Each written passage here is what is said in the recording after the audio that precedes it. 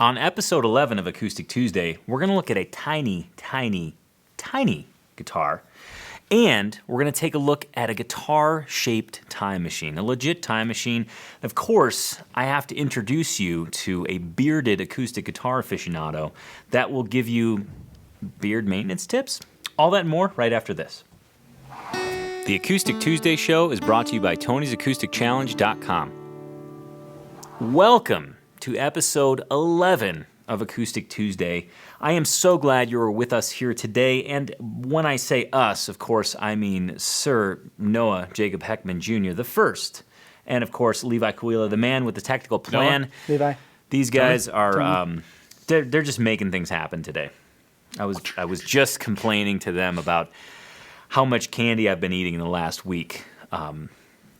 It's kind of a problem because I got candy for the trick-or-treaters, but the key part of the equation, the trick-or-treaters, they never showed up. So I just have this bowl of candy. Whitney and I have this bowl of candy that is just will not go away. And believe me, we're trying to make it go away. Just a little insight into my personal life. As with all Acoustic Tuesdays, I have a list of 5 guitar geeky things that you need to know about. But before I even dive into this list, I have a trivia question that I have to give major credit to Noah. He helped me craft this question. It was just going to be a question, and then he said it needs to be multiple choice. And I fought him. I fought him for a good 15 minutes. And Noah prevailed. And lo and behold, here is your multiple choice question for the day. The Gibson J200, pictured on Bob Dylan's 1969 album, Nashville Skyline, was a gift. Who gave him this guitar? Was it A, David Bowie? Was it B, Andy Warhol? Was it C, George Harrison? Or was it D, Johnny Cash? Who gave Bob Dylan that J200? Please ponder that while I dive into this week's Guitar Geek list. Starting with item number 5. This is a guitar that hails from Taos, New Mexico, made by luthier Patch Rubin. This is the Wide Sky Guitars small bench luthier. Let me rephrase that. Sorry, I really goofed that up. Wide Sky Guitars built by Patch Rubin down in Taos, New Mexico. Particularly it's a one-man shop. His model, the Wide Sky PL1. This is modeled after a Gibson L1 guitar, and if you're not familiar with what a Gibson L1 looks like, think back or Google a picture of Robert Johnson, the only known picture of Robert Johnson where he's holding a guitar. That guitar happens to be a Gibson L1. Now, if you go look for a Gibson L1 nowadays, of course, as a vintage guitar, it's going to cost quite a bit, or it's going to be in great disrepair and need to get fixed up. That's where Patch Rubin comes in of Wide Sky Guitars, taking the Gibson L1 as his inspiration and creating the Wide Sky PL1. This particular guitar is modeled after the Gibson L1, but it's got a ton of modern improvements. 2 that are the most impressive are, number 1, the neck is carved in such a way that it's much slimmer than the necks that were found on the original Gibson L1. Think baseball bat versus much slimmer, more comfortable guitar neck. And last, the other thing that he did to improve the guitar, which was very interesting, the original Gibson L1 was a carved top, meaning, you have a piece of spruce this thick and you carve out the shape. Well, the Wide Sky Guitars PL1 is built like a flat top guitar, but there's a pretty extreme radius introduced to the flat top. So normally on an acoustic guitar, the top radius is around 28 feet, giving the guitar just a slight arch along the top. This is for structural stability. Well, the Wide Sky PL1 has a 15-foot radius, so think normal acoustic guitar radius, think 15-foot acoustic guitar radius. I'm exaggerating a little bit, but you get the idea. And the result is an incredibly barky, very present, I want to say like a bluesy guitar. It's got wonderful projected mid-range and just a stiffness in tone that I think harkens back to yesteryear, if you will. But rather than me try and describe the tone, I found this killer video of Sean Hayes, who's a new artist to me, awesome artist, playing a Wide Sky PL1 and really putting it through its paces, and you can hear how awesome it sounds. Here's that clip. Take one.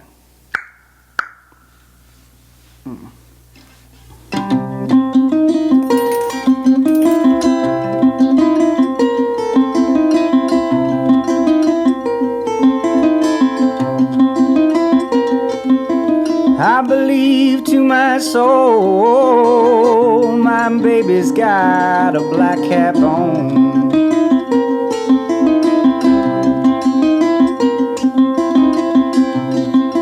I believe to my soul, my baby's got a black cap on.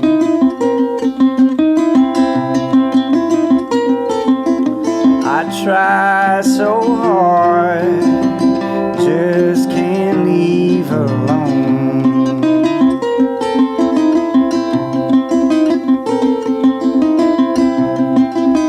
Tell me, baby, what are you trying to do?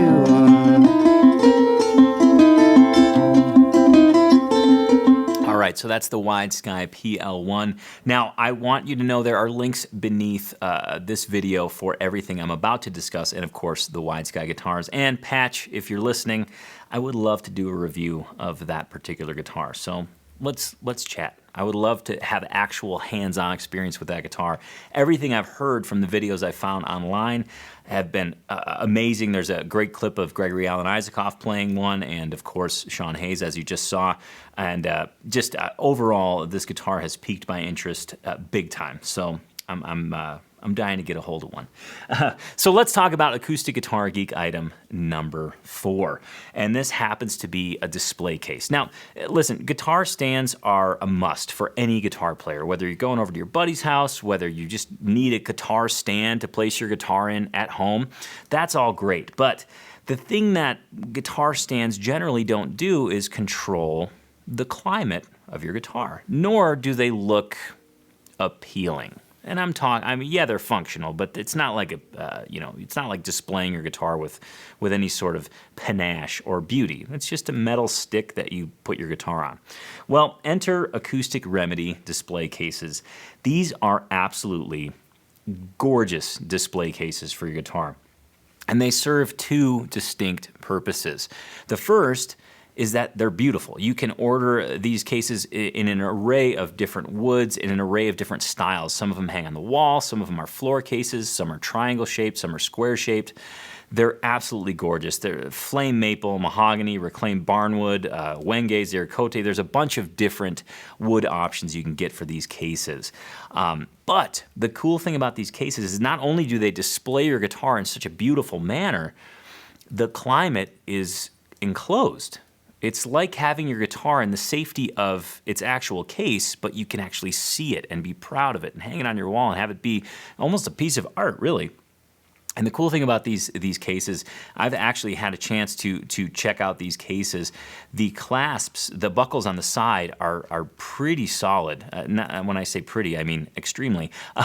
And there's actually a gasket that goes around the entire frame of the case. So when the door closes and the buckles are locked, the climate is truly controlled. There's no leakage of any sorts. In fact, on the Acoustic Remedy site, you can see they do a dry ice test where they take dry ice, place it in a case, and it's open, and you can see the kind of the vapor coming out or whatever. They call that vapor, Noah?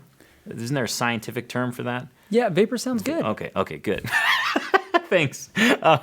You can see the vapor coming out, but once they close the case lid and then buckle the latches, there's no vapor coming out whatsoever, and that's a beautiful thing for having to have your guitar in a humidity-controlled environment. The cases come with, I believe they come with a hygrometer as well as some Diodario or Boveda humidipacks that keep that case at a constant relative humidity, safe for your guitar, say right around 40, 40% to 45%, let's say. But it's just a great way and a great safe way to display your guitar as opposed to just a stand. Now, I have stands all over my house, but these cases are certainly the next step up if you want to display your guitar. Quick disclaimer, these are not inexpensive cases. These are handmade of solid hardwood. So they come at a cost, but I think it's well worth it if you want to display a guitar in a safe manner that keeps it in that nice enclosed environment. So make sure to check those cases out. If anything, just surf their website because there's some really wonderful wood combinations there. On to Acoustic Guitar Geek item number 3. Now we got to celebrate small wins still. I've got this bearded fellow that I want you to meet. All that's coming, but I have to take a quick aside because there's a personal story that goes along with Acoustic Guitar Geek item number 3, which happens to be what I'm listening to this week. Now, some weeks back, Whitney and I went to Missoula to go see Iron and Wine in concert at the Wilma Theater. And it's a beautiful old theater. We were so pumped, longtime Iron and Wine fans. In fact, last week on Acoustic Tuesday, we featured Sam Beam of Iron and Wine on an album that he did with Jessica Hoop. So this was all, the timing was just perfect. So we check it out. And normally I like to go early and see the opening band. And Whitney, being the kind person she is, obliged, and we got there very early as soon as the doors opened, got our seats, and sat down and were treated to an absolutely beautiful set of music by John Moreland. And this is exactly who I'm listening to this week. John Moreland is brand new to me, but he is a singer-songwriter that completely blew me away. He came out on stage, he had, it was himself and then one side musician who played some electric guitar and some acoustic guitar. And wow, his songwriting is absolutely beautiful. I mean, talk about raw and just word choice was unbelievable. So please check out John Moreland. In fact, the song that really got me was a song called 3:59 a.m. off of his In the Throes album. So let's have a listen to that song by John Moreland right now. And I apologize 1,000 times for holding up the show. I always had the words, but they don't quite know where to go. You said give me one good reason, now give me 20 more. Well, don't give yourself away to settle someone else's score.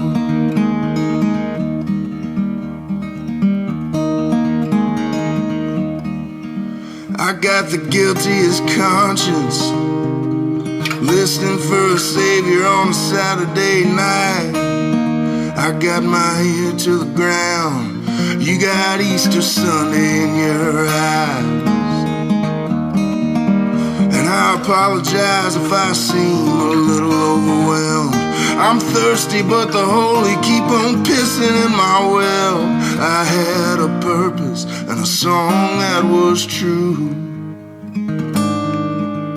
but I ain't never had a lick of sense when it comes to you. All right, that was John Moreland's tune 3:59 a.m. That's off of his In the Throes album. He has 2 other albums out that I'm aware of, High on Tulsa Heat and Big Bad Love, which is actually his newest album. And upon, John's set finishing at that show, Whitney and I basically ran down to the merch table and bought every album that was available from him. To be honest with you, you can buy any of them, and it's a true treat for any appreciator of fine songwriting and just kind of that raw emotion. It's just, please just check out his music. I think you'll be totally stunned. It's absolutely beautiful. Now I've got, I got a bunch of stuff left, but I want to celebrate some small wins, Noah. I see that you and I are sharing a small win right now and that we both are wearing flannel. Levi apparently did not receive the memo, but you know what? We're not going to hold that against him. So let's listen to some small wins. I got him. All right.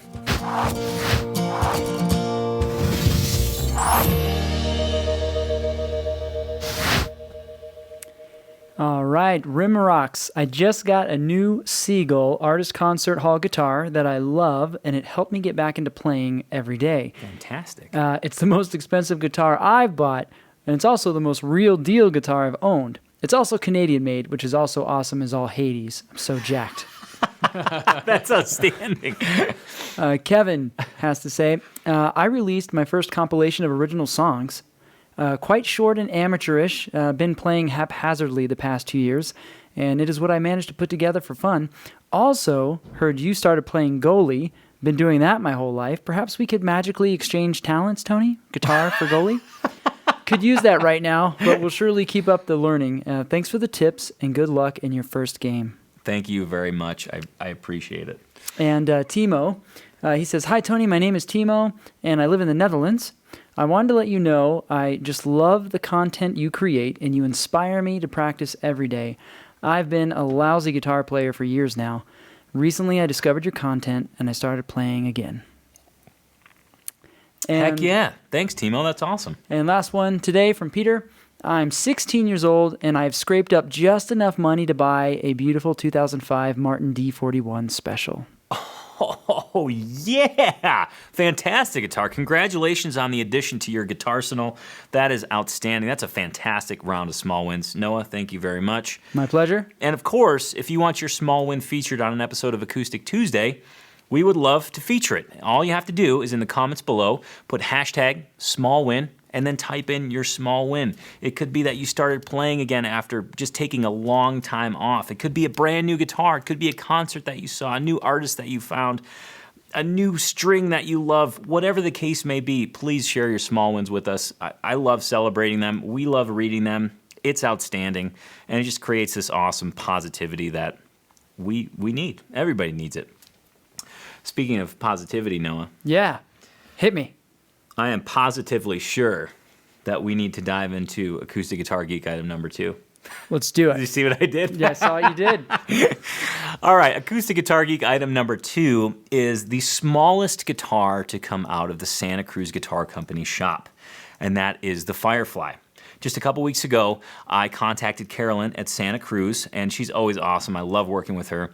And I said, hey, I'd love to do another round of guitar reviews. And she so very happily and very quickly sent the Santa Cruz Firefly, which is their smallest guitar.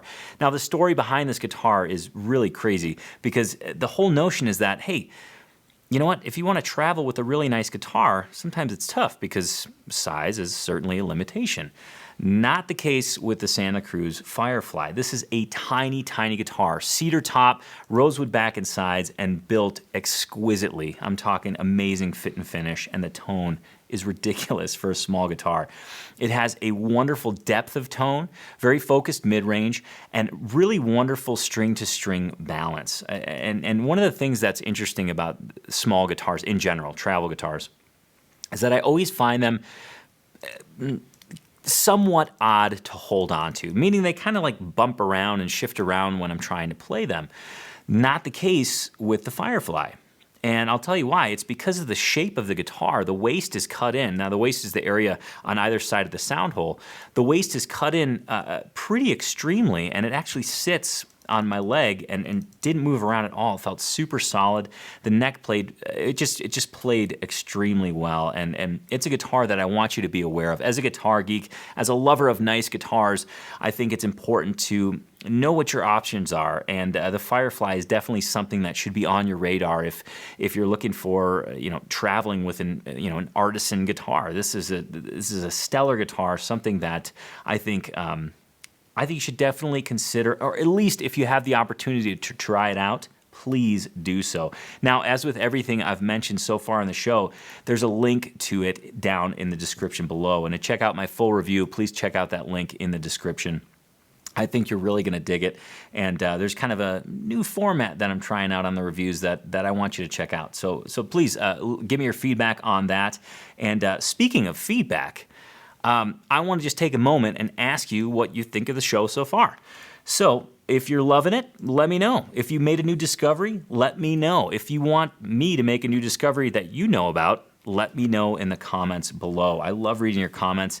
I spend every morning going through comments and just reading them and really enjoying what everybody has to say. The awesome support of this community, the awesome just positivity of this community is unreal. You guys share the coolest stuff, the coolest small wins, the coolest comments in general. So please leave your comments on this show right below.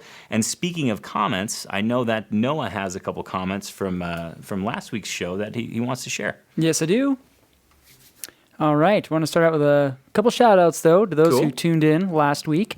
Eric Moore, Alex Kirtley, Tony Fletcher, Kathy M., Ariel Cruz, Anthony Mozaleski, Joe Legg, Larry Weatherman, Tony S., Sharon Tiano, Chuck Pfeiffer, Bill Vaughn, and there were many others as well. Awesome. Thanks for tuning in. All right. So some cool comments that we had coming in. JR says, Tony, I've played 2 pre-war guitars at Low Vintage Guitar Company in Burlington, North Carolina. Oh, that's in North Carolina. Cool. Right, and he mentions that their J model was the best J35, 45 style guitar that he's ever played. Killer. He says, in fact, Tommy Emmanuel bought a J model from them recently, and I'd love to try their HD model. Awesome. I'm getting ever so much closer to actually ordering one. I've been really in a black hole of wanting to get one. Thanks for your comment. Pete has to say, thanks for letting me know about guitars for vets, as well as pre-war guitars. I can relate to what the vets are going through, and I really dig the pre-war guitars. Thanks, Tony, Noah, and Levi. Awesome. Thanks for the comment. And just real quick, I know I'm interrupting. I know I do this to you, and I'm sorry. But if you're curious about what he's talking about, last week's episode, Acoustic Tuesday number 10, did a very special feature for an organization called Guitars for Vets that if you don't know anything about, please go check out that episode because it's an organization that you absolutely need to be aware of. As a guitar geek, as somebody that has ever experienced the healing power of music, please check that out. It's really, really outstanding. And that's actually where our last comment is taking us as well. Oh, cool. I thought that was definitely a highlight, if not the biggest highlight of last episode. So Chuck here says, another banner Acoustic Tuesday. As a Vietnam War era veteran, you, Tony, and of course Levi and Noah, hit my heart with your Guitars for Veterans segment. Oh, cool. Now, getting back to your last episode where you reviewed thumb picks, I ask you, give me more of that in the future. And then he says he's used in almost 50 years of playing. He's used finger picks and thumb picks. He says, keep up the good work, Tony. Awesome. Thanks for tuning in. And again, thank you for the comments. And please let me know what you thought, what you're thinking of the show, what you thought of the show. Please let me know in the comments below. As I mentioned, we love reading them. And of course, we like featuring them as well. Which brings me, now, hold on, I still have your trivia question that I'm going to actually read again real quick, just so you get it fresh in your mind, because I think it's a really cool one. The Gibson J200 pictured on Bob Dylan's 1969 album, Nashville Skyline, was a gift. Who gave him this guitar? Was it David Bowie, Andy Warhol, George Harrison, or Johnny Cash? That answer is coming right up, but first, Acoustic Guitar Geek item number 1. Now, it's not every day that you run into a well-dressed, well-spoken, passionate, bearded acoustic guitar aficionado. It's not, believe me. And I feel, as a guitar geek, as a bearded guitar geek, it is my duty to share other bearded acoustic guitar geeks with you. And that's exactly what item number 1 revolves around. I want to introduce to you Matt Chalka of Eddie's Guitars in St. Louis, Missouri. Now, Matt is a bearded fellow, and he is a well-dressed fellow, and let me tell you, his beard maintenance is absolutely top-notch. Actually, it's not just maintenance, it's straight-ahead style. But Matt is an acoustic guitar geek that you absolutely should get to know. Matt talks about guitars with a wide-ranging vocabulary. He knows what he's talking about. He appreciates the subtle differences in tone woods. He appreciates bracing. He appreciates finishes, appointments, aesthetics, mother of pearl, you name it. he appreciates it, and he has access to some of the most wonderful builders that are out there right now. I'm talking small bench builders, Bourgeois, Santa Cruz, Husson Dalton, you name it, they've got it. And when I say they, Matt works at an outfit in St. Louis called Eddie's Guitars, and I think they have one of the most stunning websites that is out there. I mean, this is a website you can go to and just sit on for a good hour, 2 hours. If you're pushing it, 3 hours. They have beautiful pictures of the guitars they have in stock, and Matt's reviews are incredible, in-depth. He starts off the review with just kind of a case opening. He tells you about the guitar, and then he goes on to play it. And Matt, as awesome as he talks about the guitars, he plays them even awesomer. I look at Noah when I make a grammatical boo-boo because I know afterwards he'll call me on it. Because you make fun of me when I do it so much? But really, truly, check out Eddie's Guitars in St. Louis, and of course Matt's reviews. And speaking of Matt's reviews, I actually have one just because I want you to know what I'm talking about, because Matt is a true one of a kind, and here's a review that he just recently did. Welcome back again, friends. Matt with Eddie's Guitars coming to you as always from St. Louis, Missouri. I have highly been anticipating this day that this guitar would arrive. This is a very special guitar for us. The first of a Eddie's Guitars exclusive run that we've done with Dana Bourgeois called the Fingerstyle Custom Series. Beautiful guitars, particularly outfitted for a kind of a delicate, lighter approach, fingerstyle approach. And just really, we've been very impressed by the first one that we've seen here. This is a JOMC thin body guitar. Of course, the JOM, the Jumbo OM, which is an original design from Dana, kind of a blown up OM guitar. 15.5-inch lower bout here, similar to a Dreadnought, but you can see a much tighter waist and closer proportions to an actual OM guitar, just a little bit bigger. The C, of course, designates the cutaway here, allowing a little bit higher access beyond the 12th and 14th frets. And thin body, the JOM normally is a bit deeper body than a standard OM guitar.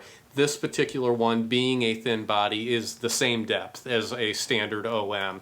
That gives you a very nice focus in tone as well as great sustain, and just adds to the responsive nature of the guitar.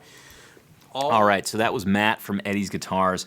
Now, it's important that you know Matt for a couple reasons. He knows what he's talking about. He works at a killer shop, and he plays amazing music. So I encourage you to check out all three. Check out Matt's reviews, Eddie's Guitars, and his own music, which is really a treat to listen to. And one quick little bonus feature.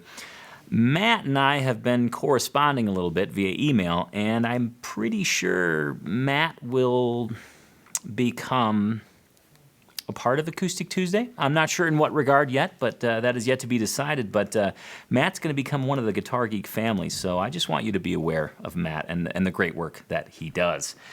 Which, it wraps up another episode of Acoustic Tuesday. Acoustic Tuesday number 11 is almost in the books, but I have not forgotten your trivia question, which again was, Bob Dylan is holding a J200 on the cover of his 1969 album, Nashville Skyline. That guitar was a gift.